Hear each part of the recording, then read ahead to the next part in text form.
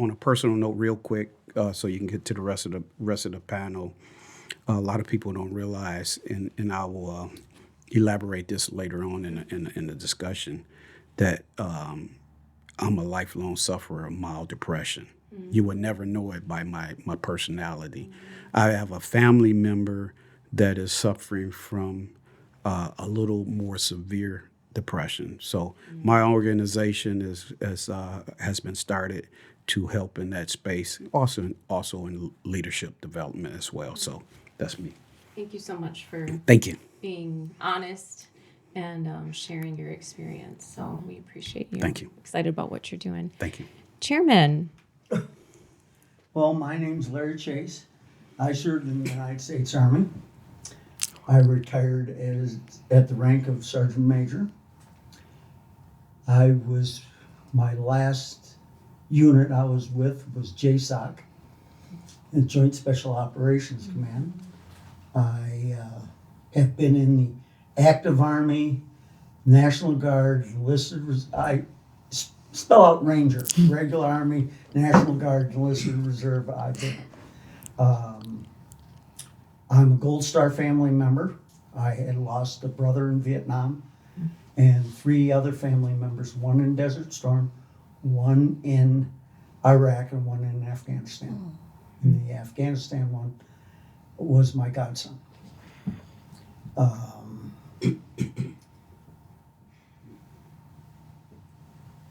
PTSD. I was 13 when the 2 Army sergeants came to the house in Detroit to tell us that my brother had been killed. I still see it today. You don't forget that. And I've escorted bodies home, and that's a rough job. And military-wise, if I had to do it all over again, I'd do it all over again. That's pretty much my thing. That says a lot that you would do it all over again. And I've spent 30-some years in the American Legion, the VFW, only 15 years in the AMVETS. Only. I've been commander of the posts of the district in the American Legion. I was just the immediate past district commander of all of Oakland County. And I've been working on this, be the one. I've been I went to the Sheriff's Department to get 988 put on their cars. I know the state police are going to do it because we had legislation, and I've already been up there and talked to them. So they're just waiting on the money. But then we were talking earlier today about other 988 projects. Yeah. So. Right, we're stronger together when we can pool our resources Yeah. together, and Yeah, and there's lots of opportunity. Yeah. Battle. Yeah. Yes. Thank you for being in it with us. No problem. Yeah. Miss Laverne, would you like to go next? Hi, everyone. Good evening, I should say. Yeah. So Laverne Santangelo. I am retired Michigan Army National Guard. I served 23 years in a military police unit. I'm a retired major, and I retired in 2009. So it's been a minute. What I currently do now is I am a mental health therapist licensed here in Michigan. I specialize in grief, depression, anxiety, women going through various transitions in life. I also teach grief yoga, trauma-informed yoga. And I just this past spring, I just launched a mobile wellness van that I have. So where I kind of just move around the community, teaching yoga and helping people process grief. I also volunteered down at the VA. Teaching yoga, and I do contract work for CNS Healthcare, consulting for veterans programs there. So wonderful to see you shine, Laverne, in all the different spaces that we've intersected you with. Yeah, thank you for, so much. Thank you for being here tonight. No, I feel honored to be here tonight. Thank you for letting me be part of the Oh my conversation. gosh, thank you. Thanks for saying yes. Miss Black. All right. I am Lorena Black. I served 25 years in the Army. I had kind of an interesting career, I guess I'll say. I joined as a private E1, worked my way up through the enlisted ranks to sergeant first class, and then as an older person, went green to gold and commissioned into the Signal Corps. And I spent 21 years total on active duty. And then when I was tired and I wanted to be done, I found out that I couldn't retire as an officer. So they were like, go ahead and go in the reserves for 4 years, and then you can retire as an officer. So that's what I did. I spent the last 4 years in the reserves, retired in 2022, as Chuck shared already, at the rank of major. So I'm also married to an actively serving service member who's a major as well. So people joke and call us the Majors Black. Let's see. What I do now is I founded a company called She Served LLC. And it's a speaking practice or a leadership development firm, both. And it's really around empowering individuals, veterans, and professionals around imposter syndrome and resilience. So when Chuck talked about resilience, that's really huge for me as well. I created a framework called Rally, and it's just looking at resilience from a different lens of rub some dirt on it and keep it moving. More about how do you use emotional intelligence to help you be more resilient and bounce back from things, and not even really bouncing back, but more on how you rise. And so that is me. Thank you so much Thank you. for being here tonight. I know I've seen you in different spaces as well, and just really have gleaned a lot from you. So I appreciate you being here with us this evening. Thank you. Now that we are all comfy and know each other, we're gonna I'll bring the first question to the table, and I'm sure any of you would probably have a valuable perspective on this. So whoever feels most leaning towards it. Those of us who are civilians, I'm a civilian. I have a lot of veterans and service members in my family, and including my immediate family. And some of us don't know what it's like to be trained as a military E1, being 17, 18, 19 when you enlist, maybe serving during different eras of time. I know the military looks different than it did 20, 30, 40 years ago. But the like you said, Lorena, the rub some dirt on it, suck it up, buttercup, this kind of military stoicism, the culture of stoicism that is really what helps you rise after those bumps along the way. But with that being said, it can be kind of a tricky thing to meld in.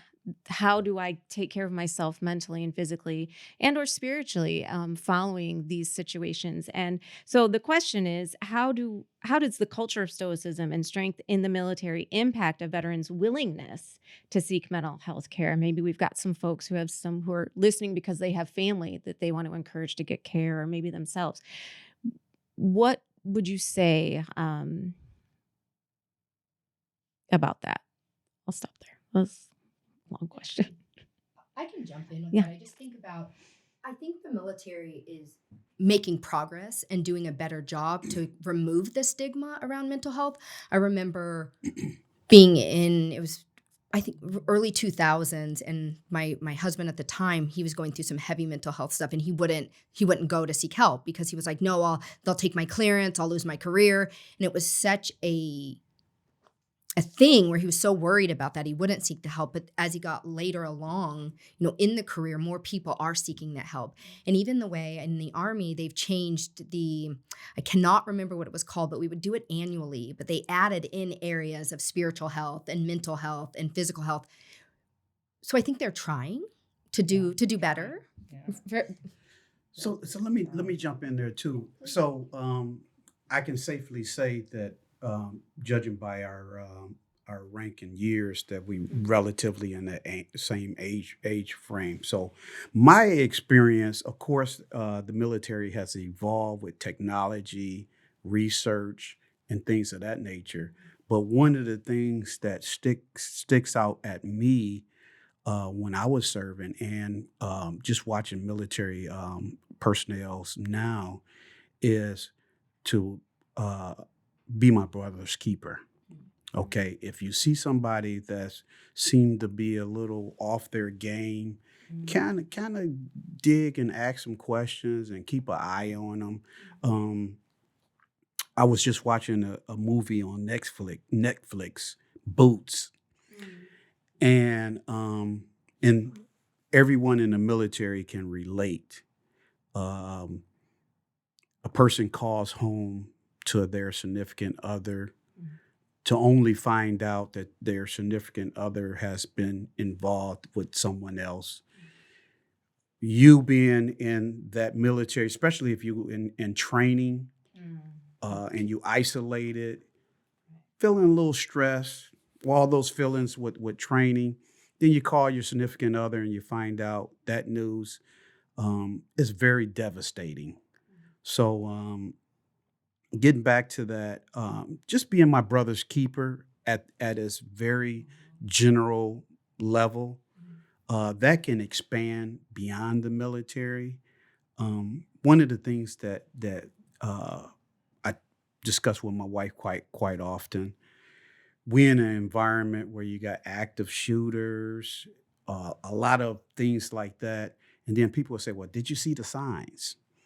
Um, then you have somebody on there. Well, no, I didn't see the sign. Yes, you see the signs. You just chose to ignore them. You know, if a person is off their game, um, ask some questions without coming across as being in your business. Hey, I'm just you okay? You want to talk?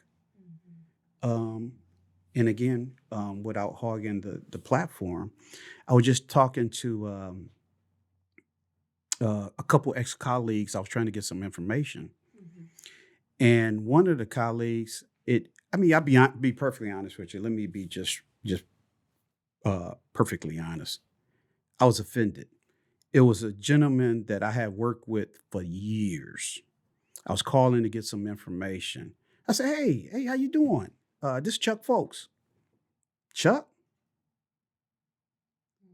I'm like, it's not like we just were passing colleagues.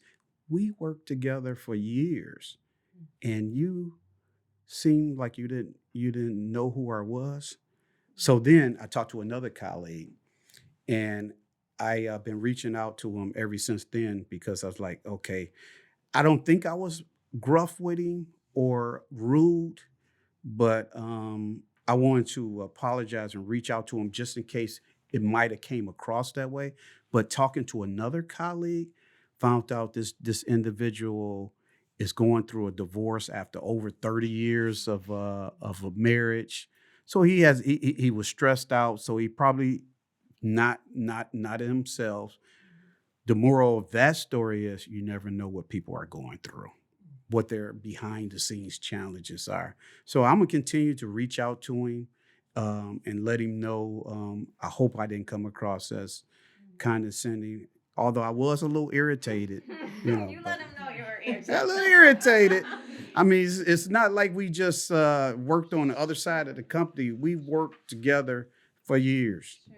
Well, and that's, we're all human. And I know I said that earlier, and we all have those human parts of us, whether or not we come in with the focus of being our brother's keeper or whether we're working on something together. We never know what somebody's dealing with, and we never know what they have dealt with. Now, we can make assumptions all day long, and even people we know fairly well, right? We never really know what's going on. But something that you said that is so valuable is, well, a couple of things you said. One, really letting someone know with genuine care and concern that you care.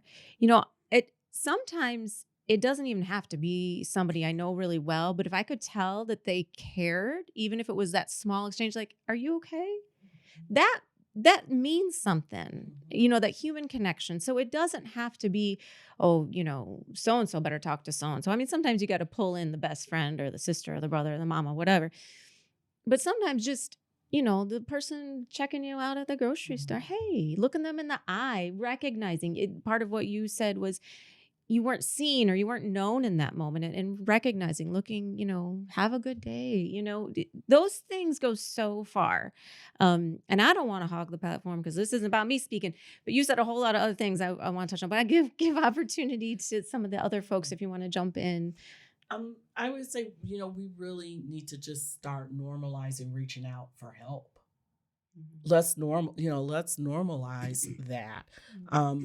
You can do both. You can train, show up for your weekend drills or active duty and still see a therapist. And, there's not a sign on you. I think that's what we have to remember that says, I'm going to therapy. No one needs to know that you can do both. And, you have that right to privacy. And actually, there's a lot of courage and leadership in showing up to therapy. It takes, I have clients that show up and, they're like, oh, my confidence. I'm like, every time you step into this, I mean, you don't even know me, right? Right. And so you are showing courage. You are taking care of yourself by stepping in to talk to a stranger and I hear your most inner thoughts, your secrets and everything. That takes courage, right?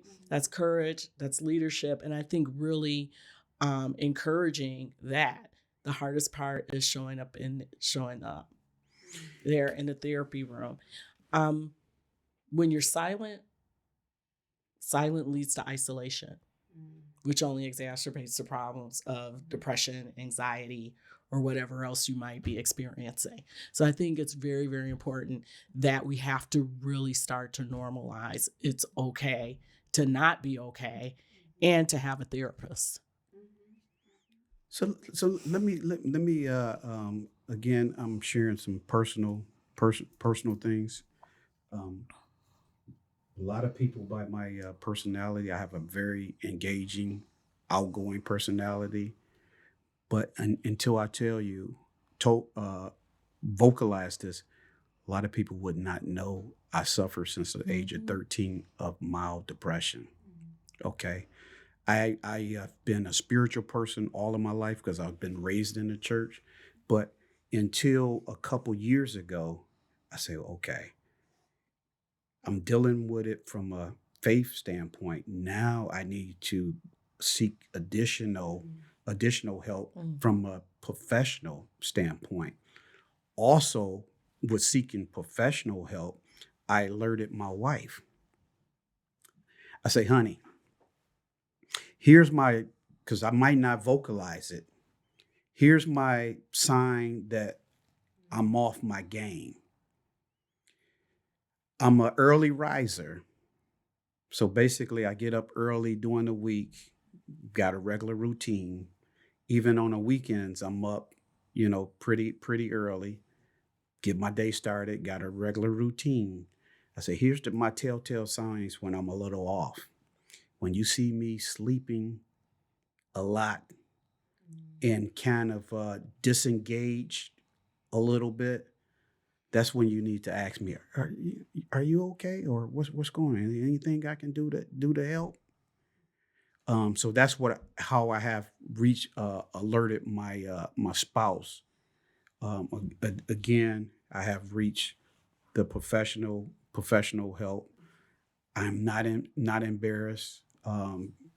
Working through my issues. So.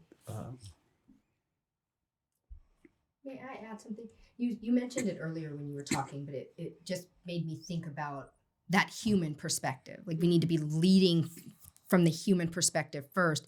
And not everybody, I think, is where you are, Chuck, where they can say, hey, honey, if you start to notice that I have enough self-awareness to know this is when I'm off, and you're able to vocalize that, but not everybody might have that. So I think from a human perspective, the closer we build relationships with people, right, where we can start to see, without being told, we notice, okay, they seem off, but it does require us to get to know people and to really look at people. And you said something else earlier, and it made me think, when you talk about assumptions, there's the idea of iceberg assumption. So you think of the iceberg, right? You see what's on top, and there's that whole other layer underneath the bottom that we don't see. So it's just remembering to put yourself in somebody else's shoes and try to see where they might be coming from if they're not at a place where they can tell you. Right. And that's just being aware, Mm-hmm. particularly now if you have someone that you don't interact with on a regular basis, it's a little difficult. But if you have a colleague or a family member that you're interacting with on a regular basis, the signs are there. You can just tell. But even well, let me backtrack. Even with somebody that you don't interact with on a regular basis, but they have a personality trait that you come accustomed to, and then when you interact with them, um, that personality trait is a little different. You don't want to make assumptions, but you can make a quick discernment. Well, maybe I need to check on that person.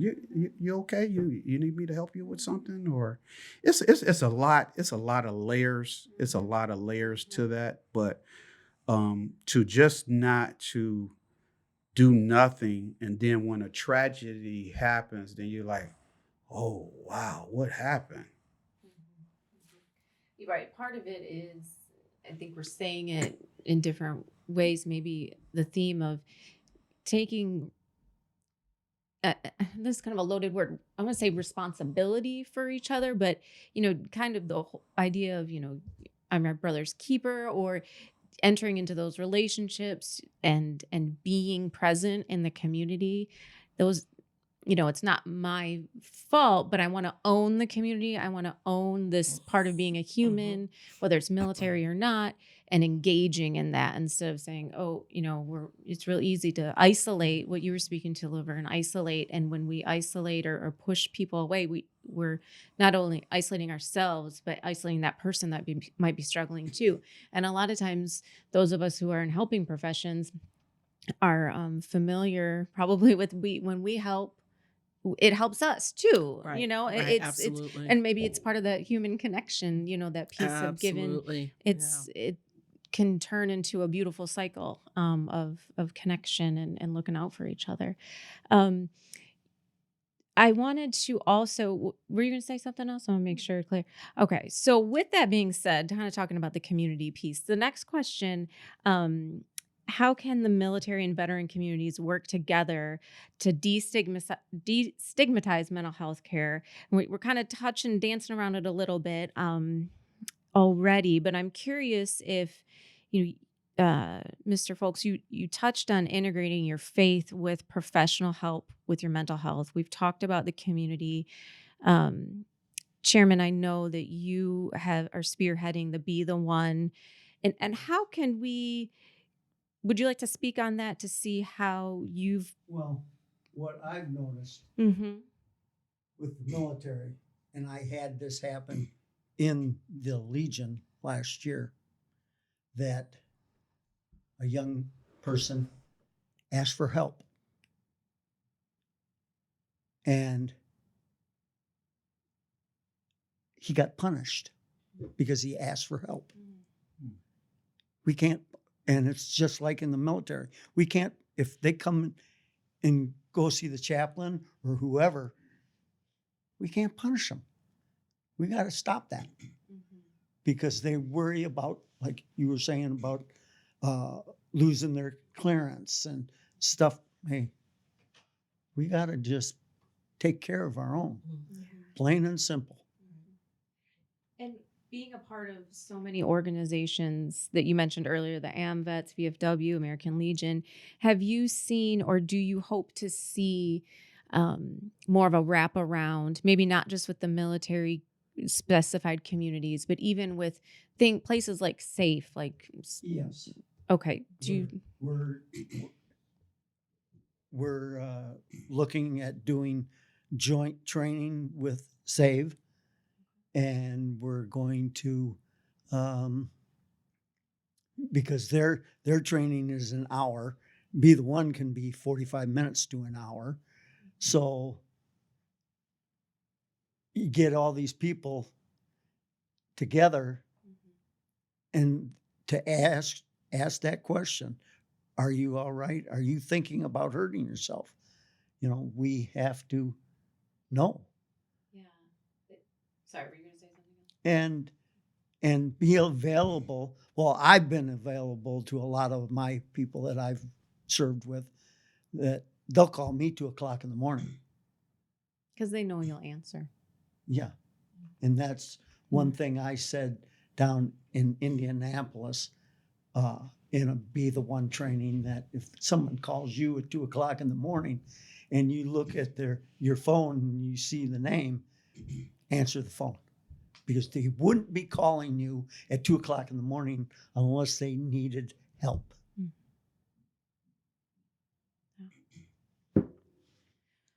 Thank you. Thank you for that. I think you're giving real life examples and tangible things, because sometimes, we talk. Oh, I'm so sorry for that noise. Something fell, but everything's fine. Bring sometimes having that tangible one thing. I like to. I'm very task oriented, and I like to know what's one thing I can do. Right, one thing, and whether that's picking up the phone or, being willing to ask the question. And when we say ask the question, are you thinking of killing yourself? Are you thinking of hurting yourself? Have you been having those thoughts? I mean, that's, not only does it destigmatize when we make it part of the conversation, like Miss Laverne was talking about, normalizing it, getting the help, asking if you're okay. Um, it just gets down to it, and if somebody knows you care and you're asking from a genuine place, even if it feels awkward, you can even say, this feels awkward because I don't know you that well, but you seem a little off your game, if I can say nicely. Are you okay? Are you thinking about hurting yourself? And Lorena, I can tell you got a bright idea coming, so come on with it. No, I'm sorry. It's No, just please. that you never know like how much that's going to impact somebody. You just caring. But it also makes me think about when you talked about answering the phone at 2:00 in the morning. Don't be careful having good intentions and saying, call me if you need anything, and then not answering the phone. And so it was about, I think I'm coming up, I mentioned it earlier to you all, almost the 2nd year anniversary of one of my former soldiers dying by suicide. And it was, I think, last year, like almost around the year anniversary, her friend who actually had to call me to tell me, to give me the news, messaged me on Facebook. And she said, can you talk? Like, I'm really going through something right now. And I will be honest, it was about 11 o'clock, maybe at night. I was tired and I was so tempted to not acknowledge the receipt of that message and go to bed. But I couldn't because I told her, if you ever need anything, call me. And so I called her immediately, and we stayed on the phone for an hour because she just needed to talk.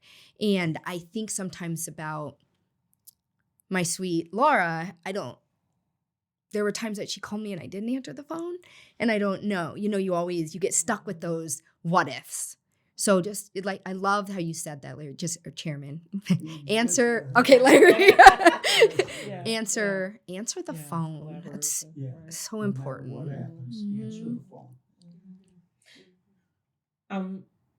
Just answering the question, how can as far as community, it's so important right now with a lot of the budget cuts, and that we start to rely on, just not on, Lorena and I was talking a couple of weeks ago, about what cuts and things like that. And, there's the veteran organizations, but there are also the allies of veterans, that they're not veteran owned, or you talked about churches. And, one of the things that I'm leaning into very heavily is, instead of being brick and mortar, I pop around the city offering grief, talking about grief, depression, retreats, partnering with churches. I just partnered with a church that is going to be holding a grief retreat. And then we got Elmwood Cemetery involved. We got Swanson Funeral involved to donate money to have a couple of veterans attend the grief retreat. And so partnering with these organizations, really going in there, talking to them, we were able to put something together and offer a couple of veterans to be able to come for that healing. So collaboration, I think, is really key, and reaching out to those organizations, because they do want to help and they do want to be a part of something, especially when it comes to veterans. Mhm. So, Mhm. Well, that's a great example. Thank you. Something else I'd like to add to the discussion as well. This comes from a veteran, military personnel, a civilian. We all have been in leadership roles. So when you're in a leadership role, and I selfless plug, do leadership training. When you in a leadership role, one of the key things is, and you mentioned this at the beginning of our discussion, when you're a leader, you have to have that ability to take care of the people that you're in charge of. Mhm. A leader inspires, a manager dictates. Mm. So with that being said, you get to know the people under your leadership, and just sometimes when you're doing a one-on-one, hey, how you doing? When you say you have and this kind of relatable as well. When you say you got an open door policy, do you really got an open door policy? Because we all busy. I look back at a situation where one of my employees, his wife was, of course, he was the provider. She worked, but of course, he made the significant amount of, and she would take care of all the finances, and he just did what he did. She was in a tragic accident, Mm. closed head injury, where she was off of work for a significant amount of time. So all the responsibilities that she took care of that he never had to worry about, he had to take care of those, still work, and then care for her as well. So it was something that I would do for all employees. But of course, given that one-on-one, he say, well, Chuck, I'm going to probably be having some upcoming appointments with my wife. I told him, I said, don't worry about the time. You worry about taking care of your family. Mhm. Okay. On this end, I'll do whatever I got to do to Mhm. make sure that you have the time. You take care of your family. Mhm. That gesture, he tells me all the time, because we became more than just employee. Mhm. We became friends, and we're the best of friends now. He said, well, you know what? That meant a lot to me. Mhm. But it was something that I would have done to each one of my team members, Mm. because it was the right thing to do and to show care. So Mm. I guess I say all that to say this: as a leader, you have to be in tune with what your team members are going through, and relating it to the answer to call. If you say you got an open door policy, you're always going to be busy. You got to put everything aside and make that person feel like they're the only one Mhm. that matters to you when they're talking to you. Mhm. Which is hard during this stage of our era of distractibility with phones and everything beeps and buzzers, and to really tune in. It's almost a practice, an art that with meditation, that Miss Laverne, Yeah. and yoga, and Yeah. all those That's the other it. ways too. But Well, let it's me add a little prayer. humor real quick, and then you can continue. Okay. I'm coming up on 37 years of marriage. Congratulations. I done accomplished a lot of things in my life.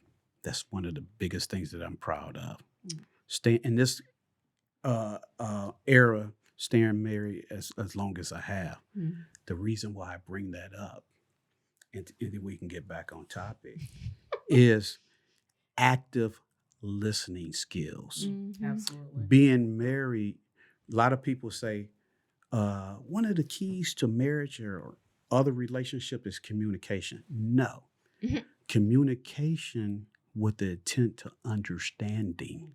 Yeah, not just here. Not just hearing, Understand. understanding. So what I do now is, my wife will say, well, you're not listening.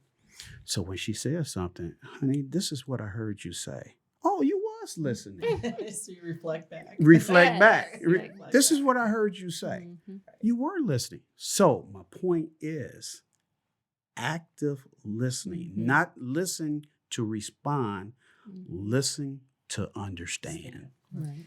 And of course, I have to add something to that because Please, yeah. active listening is a huge component of empathy, which is when we talk about humans and putting yourself in other people's shoes, that's showing empathy. Mhm. So I love that point. Yeah, and as suicide prevention, that's one of the cornerstones is that active listening, creating that space, and we're hearing that theme over and Absolutely. over again, making that room for someone to share, really listening.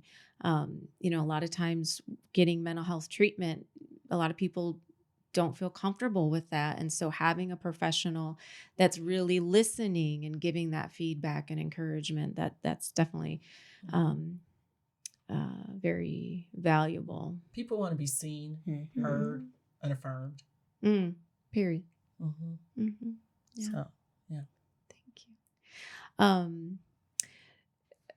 We're gonna pivot just a smidge, but would a few of you take a opportunity to give us some education here around maybe some of the specific barriers that female veterans or veterans of color or veterans of the LGBTQ plus community may face, unique things that some of us as a civilian white woman might not be in tune with?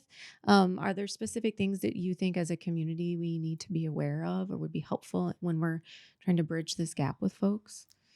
I have thoughts. I can go. No, go ahead. Yeah, Up your go. thought. Well, I think from my perspective, it starts with having providers that look like you. Mm-hmm. Because I think, especially if I'm thinking about it from the lens of being a woman, Mm-hmm. there are things that a lot of, I don't know the data on it, but MST, a lot of women who've served in the military have been through MST. And that's a really hard thing to talk about. So imagine going in and me trying to talk to Chuck about something that is so hard for me to even relive. So I think that is a huge thing. I have a friend who is in the LGBTQ plus community, and she shared with me if she walks into a provider's office and she sees anything that might make her feel unsafe, she's out of there. So it's like, how do you create environments that let me know I'm welcome here, I'm safe here, regardless if you look like me or not, but are you going to understand my story? Are you going to keep protecting me? Is this a safe space for me?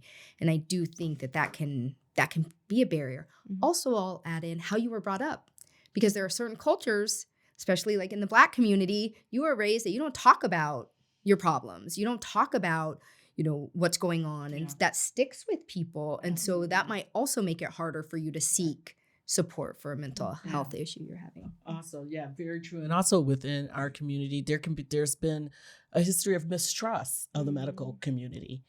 Yeah. That's huge. I would say, one thing providers could do a little bit better, especially civilian, it's just, how about just asking a question, have you served? I've never been asked that in a doctor's. Never. For real? They don't even have that on they don't even have that on the intake forms. Have you served? VA doctors do, do. but she's Well, talking about yeah. civilian doctors. But even, no. but just in, if No. you talk about what, just across the board, Sure. that's an issue. In terms of, there's lots of trainings out there.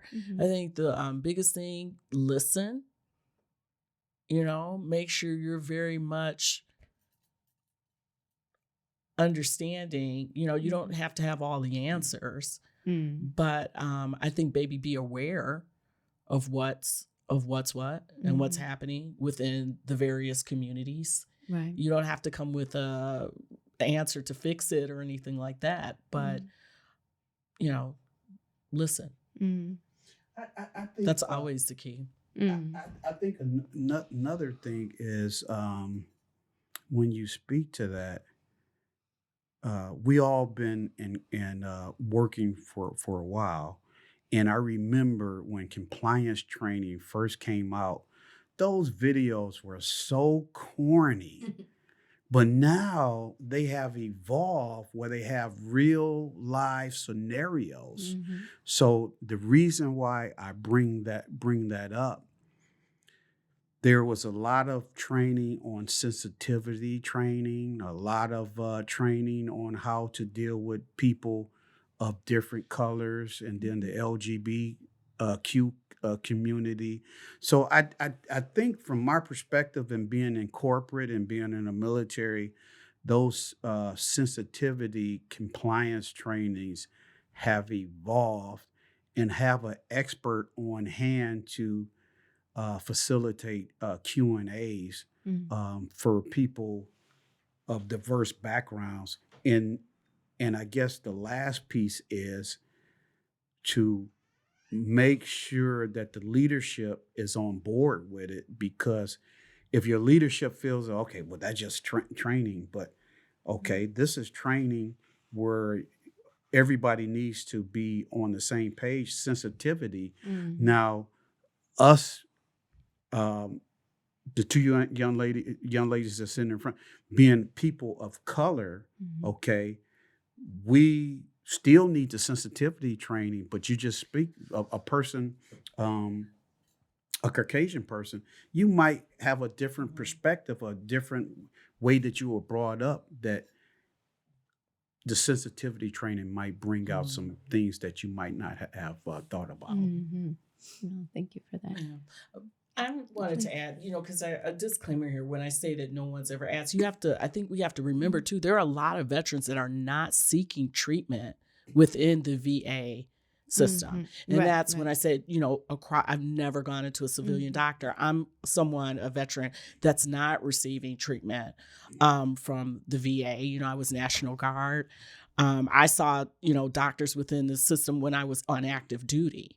And so you have a lot of female veterans, again, and just veterans in general, they're Mhm. seeing civilian doctors because they might not be eligible for Mhm. benefits yet. And so on that civilian side, those doctors don't ask if you served. They don't ask if you've Mhm. experienced military sexual trauma. Those questions are not on there. Mhm. And so, go ahead. Were you Yeah, going to no, go ask? ahead, please. Yeah, but I think so. That's what I wanted to say as far as why I'm not, because I don't see Mhm. don't see doctors within the VA. Mhm. And I think you bring up a really good point about um, we know that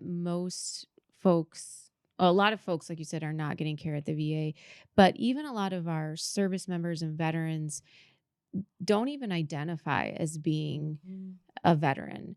So my brother, who I love dearly, he served in the Guard, and maybe some of you have heard this before. He wasn't deployed, and I'll say Happy Veterans Day, and he doesn't even acknowledge that he served, but he did boot up, he did suit up, he went to trainings. Yeah. I remember when he left for training, I was 6 years old. I bawled my eyes out because my safe person in the house left. So I think of him as my number one vet, right? But he won't even acknowledge. And I think if a provider asked him, he might let it slip by and just like, no, And I think a lot of our female veterans also Right. fit into that category. Yeah, no, they do. And Yes, we've absolutely. talked about About that that, yeah. before, is trying to rewrite the narrative that Right. people have convinced themselves of, which is that their service doesn't count because they only were in the National Guard, or they only were in the reserves, or they only were in 3 years or 2 years, or exactly. whatever the narrative is they're telling themselves that they use to minimize. It's helping them see that what you like. I get really fired up about this because we all sign that essentially blank check. We don't know that we're going to fall off a truck in basic training and break our Right. hip, or we don't know that we're going to join the National Guard and never get called up, or be in the reserves and never get called up. I think it doesn't help that whatever the legal policy that's in place, that you have to have done something to get that status That's of right. being Exactly. service connected. Yep. That also makes people feel like, well, I don't meet that, so according to their definition, I'm not a veteran. Yep. But you are a veteran. Yeah, or if you didn't serve combat. That's Yes. another thing that, I had somebody tell me, well, you weren't a combat. Are you kidding me? I just gave 20 years. Yes. And I'm not a, Right, so if right. you didn't serve combat, or that automatic assumption, oh, your husband must have served. That part. So let me jump in Okay. here. Two That's- pieces. I'm a dissect the first piece, what she mentions, which is key. Okay, if you go to a civilian medical professional, I agree with her. That should be part of the questioning because you don't know if that's part of that contributes to their mental health issues. They might be suffering from PTSD and you not know it, Right. or some other anxiety that's associated with the military. So it has to be on that radar. So that intake form. So I agree with that. In reference to what Major Black is speaking of, the reason why my wife was so proud of the certificate that she received, I did 30 years, okay, in the reserves, was moved around quite a bit. The reason why she was so proud of that certificate is because I missed a lot of birthdays. I missed a lot of family functions. And to a parent and to a person that values their family, that's very important. So to that piece alone, if you were deployed for a couple of years, Major Black, whose husband is deployed right now, that's major. So you talking about your significant other being away from the household for a significant amount of time. Okay, resort back to just being a National Guard or a reservist. Tell that to the National Guards that are being deployed right now. They are on an assignment. They're away from home. They're veterans because they're doing what they're called to do. So, in reference to your brother, don't minimize your service because, like Major Black said, when you sign that dotted line, you have when you sign on that dotted line, you could be called up at any time, any time. So for that alone, to be able to sacrifice and raise my right hand and say, well, I defend the Constitution of America, makes you a veteran. Well said. Well said. We are coming up shortly in a few minutes for opportunity for live questions. I really appreciate this conversation. And something that we touched on a little bit earlier, and I'm trying to bring it together because I'm feeling like there's pieces here that are creating our whole picture. When we don't ask the question, "Have you served?" Kind of like you were saying, we miss this whole piece of someone's identity and their experience. We keep bringing the theme of seeing someone, listening to someone. These are all the things that keep themes that are coming up in here, and really I think are valuable in suicide prevention efforts with our loved ones. And we did speak about earlier about some of the signs, being off your game, what that looks like.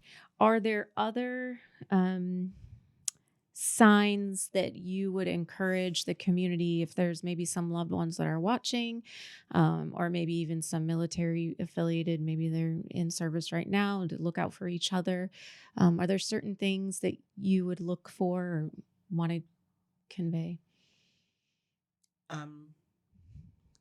Increase in drinking, gambling, shopping. Maybe they stop showing up for events that they normally show up for. Maybe they start to talk about feelings of hopelessness, or feeling worthy. Those are all things to keep in mind. Those are all indications that something is wrong, or the start of an addiction. Yeah. Yeah, those are things that say something is wrong. Mm-hmm. Yeah, thank you. How does their outward appearance look too? Oh, that's a good That's one. huge. Has their hygiene fallen? Are their clothes, are they disheveled? All those things are ways, those are easy things to recognize Mm-hmm. on the outside. You're used to seeing someone look just absolutely pristine, every day. And then all of a sudden they're coming in and they're not looking, so sharp, or pulled together. Mm-hmm. That says a lot too, Mm-hmm. and that's something you can see without even asking the question, right? Right. How are you doing? Yeah. Thank you. Anybody else have? Or Please. if they start giving away stuff. Mm-hmm. If they start giving away stuff, there's something going on. Big time. Something that they really care about and they're going to give it away. Mm-hmm. Yeah. You got to look. Right. Being in tune with that. Yeah. Any other signs? I think, and forgive me if you just said this, but the reckless behavior, like just Yes. reckless in a way that is out of character Absolutely. for the person. I think that would be, and then it goes back to the listening. Like, what are those things that they're saying that just don't, like, we've all got those spidey senses, right? Like, if they're saying something that you're like, this isn't. I keep coming back to that idea of just somebody being out of their usual character, and that goes to with people you obviously know, but yeah. Thanks. Any other ones? Nothing that I haven't already said, but I just want to re-emphasize I am my brother's keeper. Just remember that. I am my brother's keeper. Whether you're a family member, a friend, colleague, or what have you, I am my brother's keeper. Don't ignore the signs or feel that you are in someone else's business. You might just ask a general question, especially when you, as they eloquently stated, the signs, obvious signs, grooming, out of character and things like that, but there might be subtle signs where you see somebody very distracted, extremely distracted, or they staring in space without getting personal. You okay? 9 times out of 10, when you ask that general question, just like my colleague informed me of my other colleague, he just asked him a general question. The guy opened up. Yeah, I'm going through a divorce, and he just, the floodgate, he just opened up and just poured his heart out. And he just asked a general question: how you doing? Yeah. So be ready to put yourself aside, maybe is part of the message. Can I just add one thing? So for people maybe that are tuning in, or other people that are survivors of someone, and I don't know if I'm using the term right, but you've lost someone to suicide. Also, don't beat yourself up and blame yourself if you didn't recognize the signs, because we are all also human, and we sometimes miss things and we make mistakes. It's both, I think, both and, like, be attentive, pay attention, but also don't put all that blame on yourself, because it's really easy to do that. Oh, yeah. Yeah. It is easy to do that, for sure. Yeah. Yeah. To own what is our own. And we don't know what we don't know, right? And even sitting together, we're learning from each other this evening, right? And we're walking away with a little bit more, and a little bit more opportunity to do good in the community in this way. It is around 7:00, and I know that we've got some folks. Miss Mariani was going to be fielding some live questions. Yes, Thank you. Yes, thank you all so much for your input and your different perspectives, and sharing your experience with us is really very valuable, so we appreciate it. We do have a few questions. So one was a quick question that I gave a basic definition for, but maybe if there's a more extensive definition that we want to cover. What is MST? And we did talk a little bit about it, and I wrote out the acronym of military sexual trauma, but maybe if we want to give like the definition or like talk through it just for a minute longer. I think that the spelling it out is pretty much the definition. It's women that have dealt with any type of sex or men, yes, forgive me men for and that. women, yeah. Any sexual assault So, or unwanted, not at, yeah. And at As any well. time during their military service. Absolutely, Right. right. Thank you. Okay, just want to make sure we covered that clearly. So this one is a logistics question. Aren't all military told about VA care when they are discharged? If not, why not? I actually just met a gentleman at Toastmasters with Chuck. Right. He served 26 years in the military and retired, and he is not service connected. He gets no VA benefits, and he said, nobody told me that. Right. So again, doing better. I know when I left active duty, we went through a program, you learned about how to apply and things like that, but not everybody gets that, Exactly. especially depending on when you left the military. Right. Our older veterans had no idea. Mm-hmm. Right. And I think, Absolutely. sorry, too, when someone's getting ready to exit, you're distracted. You have so many other things on your mind. It's hard, and it's a ton of information that It is you're given, right? And it's absolutely hard to carry that forward. And people think of it sometimes like pie. So in the military, Mm. we're conditioned to be okay, right? Rub some dirt on it, keep it moving. So you might think, yeah, my knees hurt a little bit, but I'm not as bad as the As other guy that over person, there, so right, I don't need to right. apply for benefits. Mm-hmm. Because you think that you're going to take away from them if you come in about your little aches and pains. That stuff adds up. Right. and it's not pie. It's not taking away. Actually, the more of us who get our benefits, the more we will get our benefits. And one thing I will throw out, I just learned recently, there are only 24% of veterans in the state of Michigan that are accessing their benefits. Absolutely. That is not enough. Oh Right, my goodness, right. sorry. And I think part of the problem, but to add to that, I think part of the problem, talking about Michigan specifically, we are not like an active duty state. Mm-hmm. So I think that makes a difference too, where you live, what you have access to, who you're surrounded by. You get a packet of information, and it's like Overwhelming. yeah, Mhm. it's like, okay, what do I do with this? There's no one there, to tell you, okay, this is that, all the time. Or maybe, you're so like, some people are like, I'm so ready to go. Just give me my packet. Let me go. Let me just, that's it. So there's a lot of things at play there. So Major Black kind of touched on a couple things, because there's a generational gap from the gentleman that she's mentioning is an older gentleman that came in the era probably a little before us. But I think to solve that problem, and correct me if I'm wrong, I'm not sure if there's anything in place, but there should be some type of exit interview. Some type of There is. There is? I mean, Okay. but it's not. it's not thorough. It's It's too Yeah, overwhelming. I think it's It's a combination of things, I think, I think too. it depends. Like if you leave active duty, it's a different process Exactly. than say It's leaving the National reserves or Guard, National Guard. It can be a totally different process. Okay, so with that being said, because you guys educating me, because Mhm. I retired from the reserves and I did not receive a formal exit interview. Right. It was just that I was S1.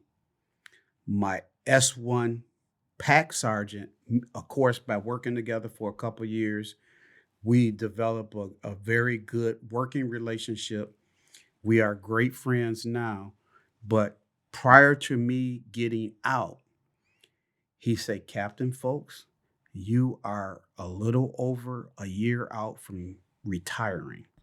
When we hit that year mark, me and you need to sit down and we need to have a regular check-in, because what I'm going to do is enroll you into the active reserve component, where although you're not going to collect your benefits for some time, you will get all the raises. And so that was huge. You had someone kind of coaching you. I had Right, somebody right. coaching me, but Yeah. that was only because we had that personal Yeah. relationship. Now, what Major Black is speaking of from an active duty perspective is the active duty exit. So I don't know what that is like. I'm just going by my personal experience. Right. And I think it depends on how many years you serve. I did a full 20 years plus, so I got that full kind of semi Treatment. Treatment of this is this. But if you've only done 3 years, 4 years, 5 years, that's a different process, a different exit. It's not always, so I think it really does depend. I know as far as like retirement too, it was like, and I specifically remember the date, I retired 2009. I did the packet. Okay. Sent that in, whatever, they had that. And like you said, they told me X, Y, and Z, right? A few years later, I got this card in the mail that said, oh, you're going to be eligible for your retirement. Apply this. We're not sending you another card. So hold on to this. See, I got nothing else. Okay. And as a matter of fact, I could say that was 2017, 2018, because made sure I kept that postcard because they said they weren't sending me any other emails, no other reminders, nothing. Okay. And sure enough, they didn't, because the next card I got was 2 months ago. Okay. So from 2017 to 2025, right? I didn't get anything else except, something maybe about the PAC Act, something about MST, but there was nothing else in there that said start to get ready for retirement or the next thing I got was 2 months ago that said, oh, you can submit. And I wasn't even expecting that. Wow. So, that's that gap in communication, nothing else saying, that's it. You really have to go digging and searching and be your own advocate a lot of times to seek out the proper channels or sufficient channels for you. Right. And a lot of times, veterans hearing from other veterans, that's where the information gets translated. Yes. And sometimes you're speaking to someone that it was true 5-10 years ago, like you were saying, but it's not true now. So, we'll check it out now. That's what we tell veterans all the time. Well, they denied me before. Well, we'll check now. Because, right. I think folks forget that at least government and healthcare and the service connection, which is money's connected to your injuries, if folks don't know, all of that's put in through laws and Congress, and that changes all the time, as we can see the situation we're in. Things are changing. Right. And so there may be more options for folks that didn't have it 10 years ago that might now. So we're always encouraging folks to go to your county office or your veteran service organization or your local VA. Yes, Miss Christina, do you have or your DAV representative? Yeah, DAV representative. Yes. Yeah, thank you so much. Yeah, it's good to share the resources and how to reach what we need. And so speaking of that, one of the comments that was left was a reminder from CARES in Farmington Hills here. There's an AA meeting that happens here. We talked a little bit about substance use and an increase in drinking or change in drinking habits, change in substance use habits. So if you find yourself in need of such services, there is meetings that are available here at CARES of Farmington Hills. So please reach out to that service if you do need it. If you're on the line and that applies to you, that was left in the chat as well. Okay, so broad question, but a good question.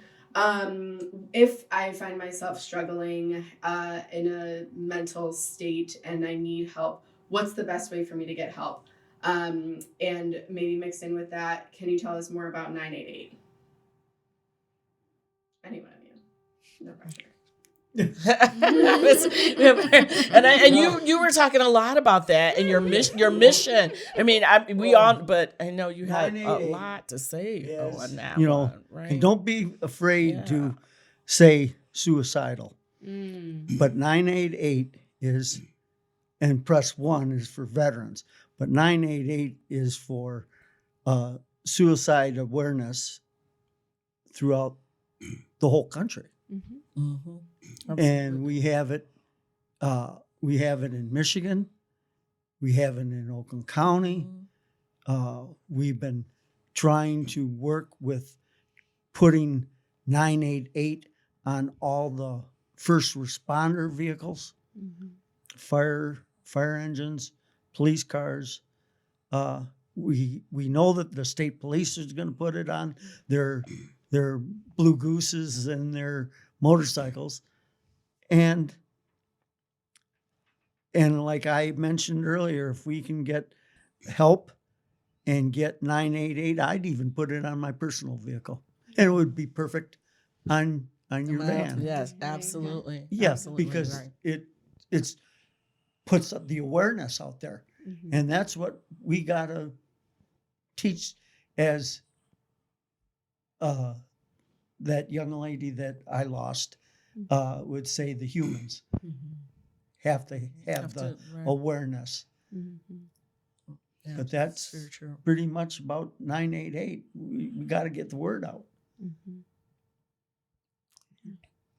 And you had also, sorry, I know I'm behind you. You had also mentioned your Be the One training, and somebody else mentioned in the chat QPR training, and these are all offshoots of QPR trainings: question, persuade, and refer. VA has their own. Lots of different organizations use different versions of these trainings.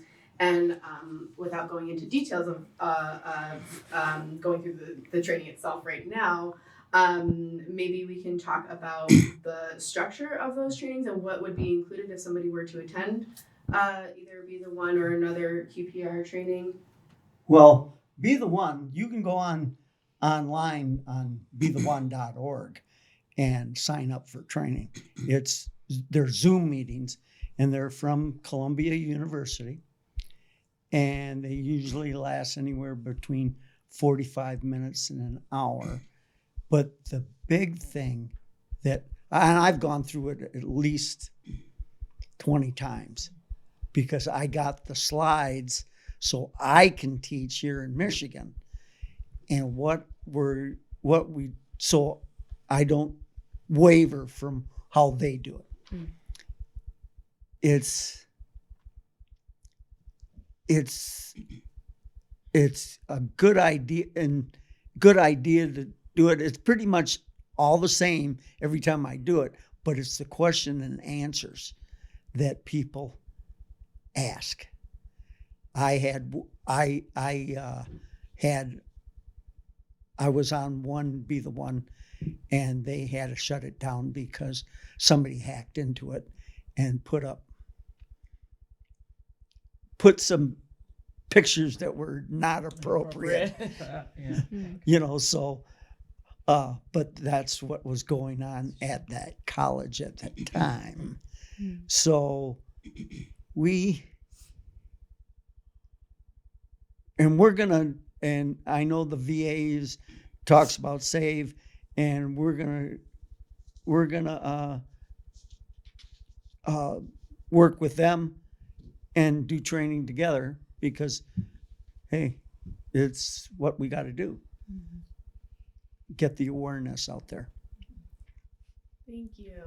Yeah, it's so important for us. We talked a little bit about, being a part of a community and taking some sense of responsibility for those that we stand next to and those that are a part of our community as well. And so to feel prepared to handle those situations is really important. And it's empowering. It feels good to know, like, oh, if someone comes to me, like, I know what to say, what to ask, and what to do next. Even if it's just finding somebody else to help, right? Like, that is a big step to know what to do. Yeah, go ahead. It just made me think of something. I went to the Military Influencer Conference in Atlanta, and there's an organization, and they have their whole model is just F and ask. And it's really talking about suicide by firearm. And because it's not asking the question when you've got somebody that's dealing with something and they have firearms in their home, and you don't just ask the question, are you thinking about killing yourself specifically? And so they do a lot of training as well, especially when it comes to the firearms being used. But it's pretty bold. It's just, I'm saying it appropriately. I'm not saying it the way they actually say it, but it's literally like just F and ask. And it's some good stuff there too. Yeah, absolutely. Thank you. Sorry, we didn't talk about this ahead of time, so I'm going off the cuff a little bit here. So, if somebody were to want one of these trainings, is it okay for me to put a contact email in the chat for folks that are interested in such things to contact us?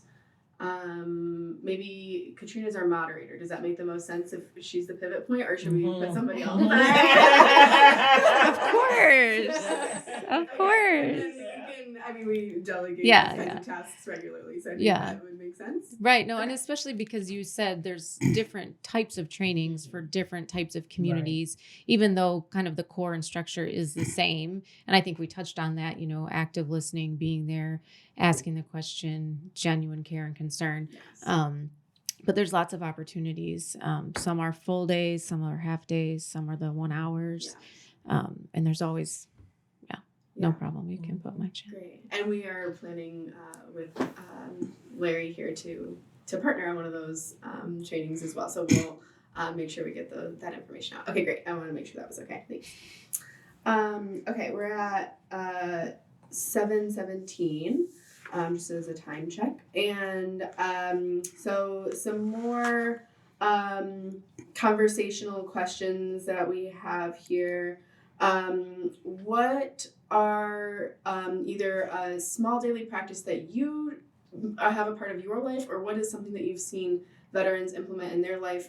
Again, real small single step things that have helped in a transitional period or have helped feel connection that they might want to work on. So I can somewhat add to that. So one of the biggest things I hear a lot from veterans is that I don't want a pill. I don't want to take a pill. And I'm like, you don't have to take a pill. There are so many other things that you can do. So I journal, I meditate, I do yoga, I stretch, I walk. Those are all things to put into your toolbox. Motivational affirmations, taking a break from social media, taking a break from the people who aren't pouring positive, that aren't as positive, that are negative, taking a break from that. Those are all things that you can do on a daily basis. And that's self-care. And that's so important. So, yeah. I'll add to that. I know in the military there used to be master resiliency training, and they used to say hunt the good stuff. Mm-hmm. So I have a coach friend, and she talks about magic moments, and this is around the idea of gratitude, because we can very easily focus on all the things that are going wrong and all the negative. But you need to intentionally every day think about the way she does it is 3 good things. So at the end of the day, you think back to your day. What are 3 magic moments that happened today? Some days it may be so hard, you're just thankful you didn't spill coffee on your clothes on the way to work. So maybe that's what it is. But it's training your brain to start looking for those positive things instead of going down the negative rabbit hole, which can be so easy to do. Mm-hmm. So gratitude, magic moments, hunt the good stuff. Yeah. So she just lit the light bulb up in me. Now, I have a daily ritual. I start my day out with prayer, meditation, then I go into a workout, and then I shower, and then I go to work. I purposely intentional get to work early because I still need that couple minutes before everyone gets in to get in the right frame of mind, so on and so forth. But she touched on, that's my routine. She touched on gratitude. One of the self-care elements that I implemented was gratitude. And one of the funny things, during my prayer and meditation, I have a spot in my living room on a couch where I have a picture of my paternal grandparents. And when I first sit down to pray and meditate, I say, "Good morning, Grandma, Granddad." Then I commence to pray and meditate. In the wintertime, when I was commencing to pray, the heat kicked on. Hmm. I said, wow. I mean, to most people, that would be trivial. But I went instantly into gratitude moment because, hey, I got heat. Thank you. Hey, Lord, thank you for the heat. My heat just kicked on. I'm in a warm environment and my heat just kicked on. So the gratitude just really kicked in. Something simple. It might be silly. Thank you that I have heat. So I'm kind of embellishing that point, but getting back to what she said, the gratitude, I was extremely grateful. Sure. It's a practice you can develop. It's a practice. So 3 things in the morning, 3 things at night. yes, yes. I like that. Yeah. Or 3, pray, meditate, move, and create. And you don't have to, it doesn't have to be an hour each. It's 10 minutes, 15 minutes. Create could even be a meal, right? Exactly. Create, not But she, I mean, I just want to kind of continue to illuminate that gratitude piece. It goes a long ways. Absolutely. Because you can say, well, I don't have this, I don't have that. Okay. Rushing from work to this going home and changing and coming to this appointment, I haven't had dinner yet. So first thing that I'm gonna do after we get out of here, I'm gonna figure out a nice, hopefully healthy, delicious meal. Okay. But guess what? Gratitude, because there are people that don't have that choice. Right. True. Oh, thank you. Thanks so much. Yeah, and I think the variety of the options as well is helpful, right? Not everything is going to resonate for everyone, and so maybe one thing on this list resonated in a way that makes it feel accessible and something that we can easily work into our lives. So that's great. Thank you. And so maybe this can be our last question. What is one thing that either was really helpful to you on one of your bad days or when you were going through a transition, or what's one thing that you would like to share as like your one thing to take away from this session? If you had to only narrow this down to one statement, what would it be? So whatever your takeaway would be.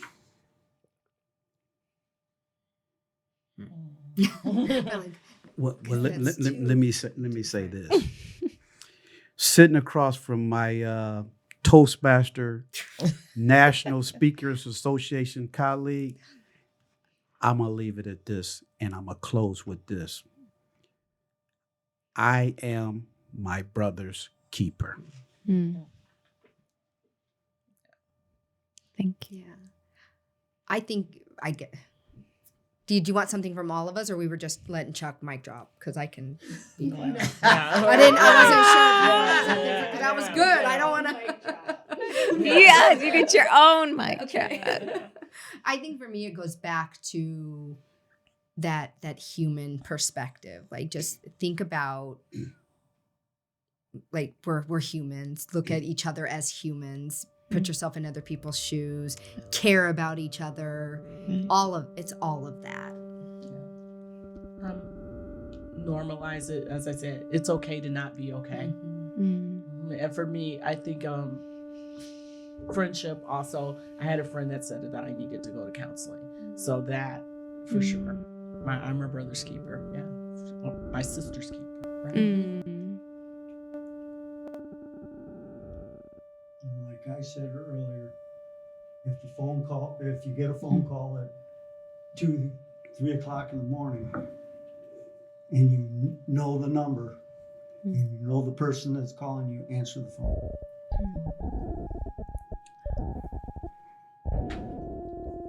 Do I get to say something? No. Oh, Chuck said I couldn't say. No. Katrina. I didn't mean it that way. Love to hear from go ahead. Katrina. You got it. Yes. You got it. Please. No pressure. No, I really appreciate y'all being here, and I think one of the words that kept coming to my mind was staying curious, and I'm not quite exactly sure why that theme came outside of. I think maybe we were talking about assumptions and judgment, maintaining a curiosity and a learning about people. Even if people are in pain, I can stay curious about the pain and hear it, and curious about how we can deal with it, and kind of from a humble, or I don't know. It's just sticking in. Maybe somebody else needed to hear it. I don't know, but it's I'm carrying it with me. So thank you for teaching me tonight and being with us. So Thank you all so much. Thank you again for your expertise and your experience, and for being open and willing. Thank you to everybody who joined us through Facebook to ask questions and be engaged with us. And I think we're wrapping up for the evening. Yeah. So yeah, we have an outro Yes. by Dr. Ken Massey, I believe. Yes. Is I think it's going to that. yes, Right? that will pop Cool. up. Great. Thank you so much. Thank you, everyone. Can you do me a big favor? Yeah. Can you? I'm Ken Massey. I'm the current chair of Farmington SAFE. This evening's event has been brought to you by Farmington SAFE, and I hope that you enjoyed the presentation and the subsequent discussion. Let me tell you a little bit about Farmington SAFE. It was formed in 2011 by resolution of the City Councils of Farmington and Farmington Hills in order to improve the mental health of our community. We are a community that cares. The organization is composed of a group of volunteers from the community with one mission in mind. Through increasing awareness, Farmington SAFE's mission is to foster compassionate and supportive community dedicated to promoting mental well-being and thus preventing suicide. The model that Farmington SAFE used to build is adaptable to any community, and it has been very effective. We've seen in the communities of Farmington Hills, a reduction in the number of deaths by suicide and an increase in the number of people that have been requesting help early. How? Well, we had some goals. We want to overcome the issue of denial,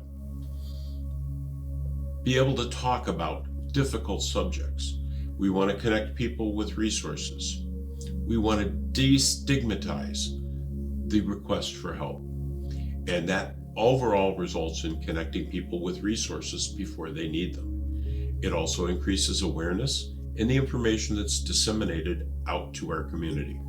It all comes down to communication.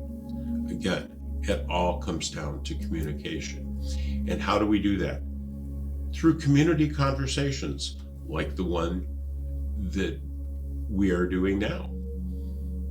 We also put out resources, be it printed resources, event programming, news articles, other things that have been organized by Farmington SAFE in these community conversations, increase community awareness. We've done resource fairs. We do material for the internet on mental health. We've actually done community conversations on substance abuse and its effect on mental health, trauma, its effect on mental health, abusive relationships, coping with the aftermath of a suicide attempt, and many, many others. But what I hope you take away from this is that in a community that cares, we can make a difference. And in order to make that difference a reality, we have to know that there's an issue. We have to have information. We have to know what to look for. We have to have the courage to ask challenging questions. And if we can do all those things, we know what to do. The bottom line, we have to be able to talk about it. You can make a difference in your community. And as I said, this model that we've used is adaptable for specific communities. Our funding source, we have a 501c3, the Graham Smith Memorial Fund for Suicide Prevention, that's funded on that is held at Huntington Bank in Farmington Hills. But where we get our money from, we have a softball tournament every year. We bring the community out. It's always the first Saturday in August, and that is where we raise the funding. We have zero public money. It's all done through philanthropy and in-kind support.